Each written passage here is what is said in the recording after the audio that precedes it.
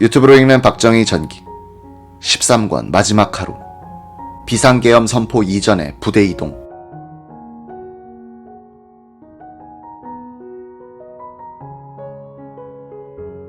(27일) 오후 국군 서울지구병원의 김병수 원장은 서빙고 분실로부터 급히 좀 와달라는 연락을 받았다.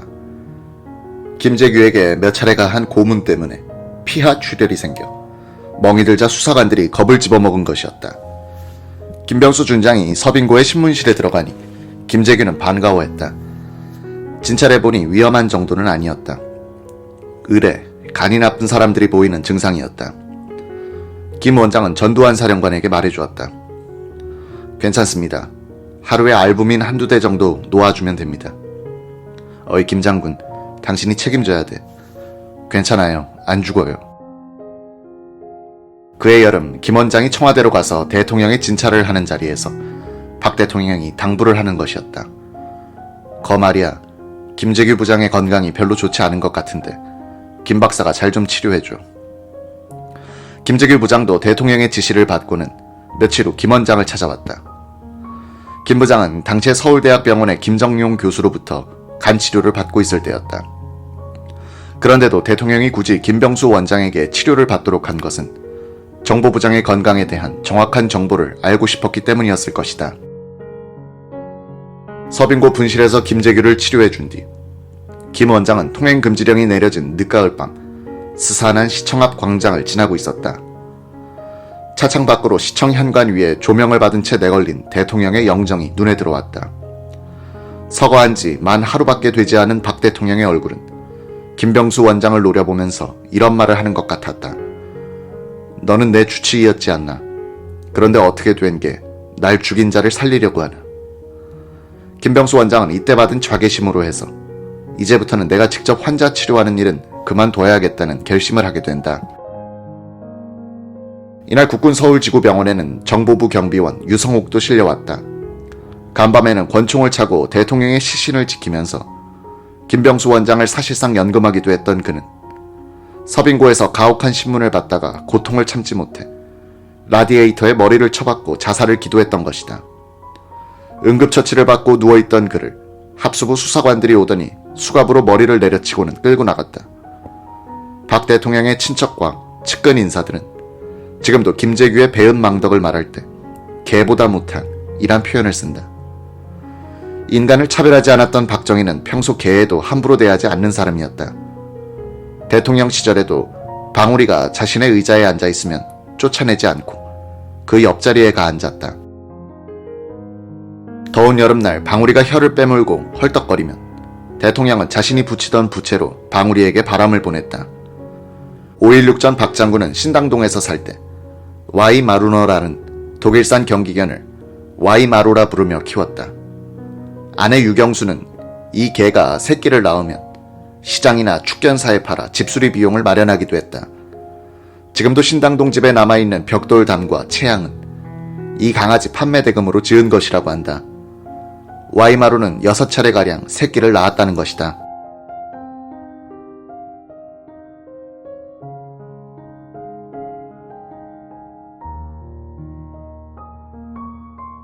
박 대통령의 9일장 기간에 청와대 본관 2층에 혼자 남은 방울이는 우울해지기 시작했다. 대통령을 항상 쫄쫄 따라다니던 스피치 수컷 방울이는 대통령을 찾아 침실과 전실을 기웃거렸다. 나중에는 대통령의 슬리퍼가 놓여있는 곳에서 조용히 엎드려 있었다. 2층 침실의 문만 열리면 대통령이 나타난 줄 알고 꼬리치며 달려갔다가 이내 시무룩해져서 돌아오기도 했다.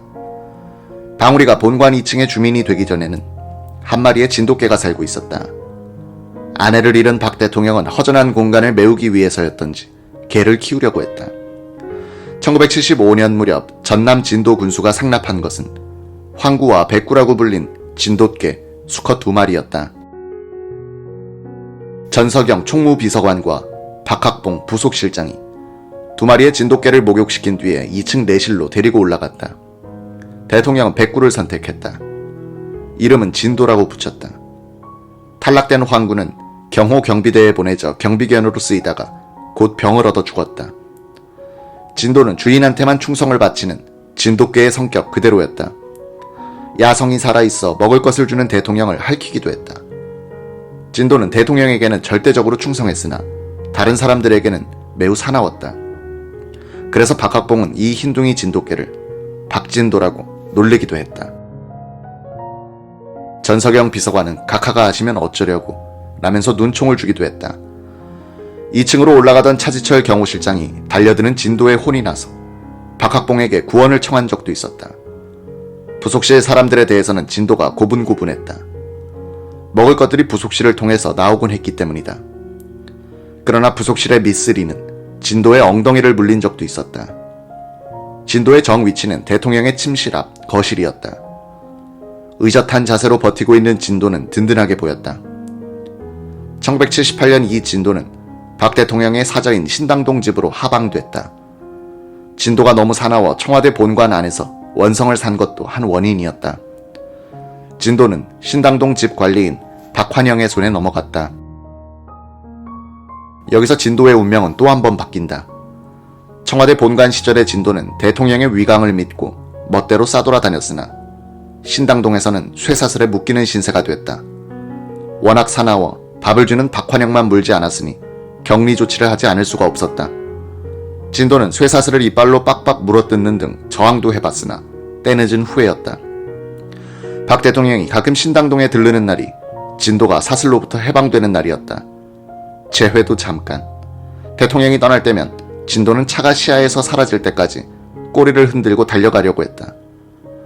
우라통이 터진 생활 때문인지 진도는 신당동 집에서 1년쯤 살다가 1979년 봄에 시름시름 앓더니 죽고 말았다. 박환영이 대통령에게 보고했더니 잘 묻어주라는 지시가 내려왔다. 박환영은 북한산의 양지바른 기슭에 진도를 묻고는 돌멩이로 표시를 해놨다. 진도가 청와대에서 신당동 집으로 밀려나갈 무렵에 들어온 것이 방울이었다. 박근혜가 이 방울이를 구해서 육바리 수술도 해주면서 귀여워했다. 이 방울이는 박정희 유족이 청와대를 나올 때 신당동 집으로 따라갔다.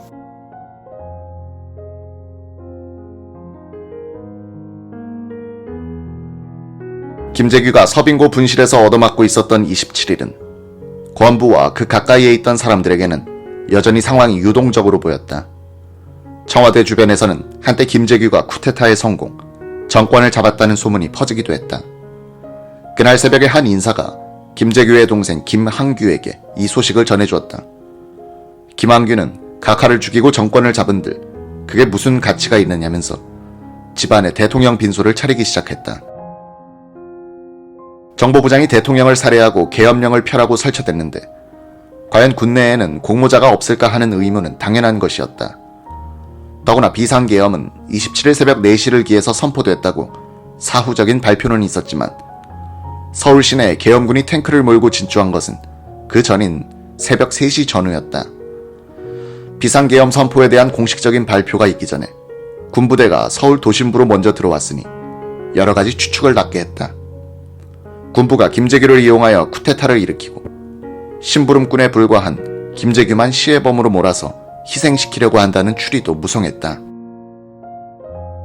김성진 문공부 장관은 국방부에서 계엄 선포에 대하여 논의를 하고 있을 때 벌써 군부대가 서울 시내로 진입하고 있다는 연락을 받았다. 김 장관은 이게 무엇을 의미하는 것인가 하는 의구심을 감출 수가 없었다. 계엄령 선포 의결 이전의 병력 출동이란 이 점은 지금까지 계속되는 쟁점으로 남아있기에 사실관계를 밝혀둘 필요가 있다. 쿠데타란 것은 합법적 절차를 밟지 않은 병력 이동의 결과이기 때문이다. 1979년 10월 26일자 육군본부 상황일지를 본다. 정승화 육군참모총장이 육군본부 벙커에 도착한 것은 밤 8시 5분. 8시 15분에 총장은 국방부 장관 노재현과 통화. 8시 20분 총장은 1군, 3군 사령관에게 진돗개 2를 발령하라고 지시. 8시 26분부터 총장은 연합사 부사령관 유병현, 합참의장 김종환, 수경사령관 전성각에게 전화하여 벙커로 오도록 통보. 8시 40분 34단의 병력 출동 준비 지시. 45분에 33사단의 출동 준비 지시. 8시 53분에 총장은 제9특전여단장에게 구여단이 출동 준비가 되는 대로 6본으로 이동하라고 명령한다. 8시 55분에 총장은 이건영 3군 사령관에게 전화하여 24단의 출동 준비가 되는 대로 육사로 이동하라고 명령. 9시 30분 최규하 총리와 장관들이 벙커에 도착. 밤 10시 10분 이희성 육군 참모차장은 24단과 9여단은 27일 새벽 0시 1분부터 이동하라고 지시. 밤 11시 22분 24단은 4단 사령부가 있는 양평을 출발했다고 6본으로 보고. 차량 269대가 이동 중.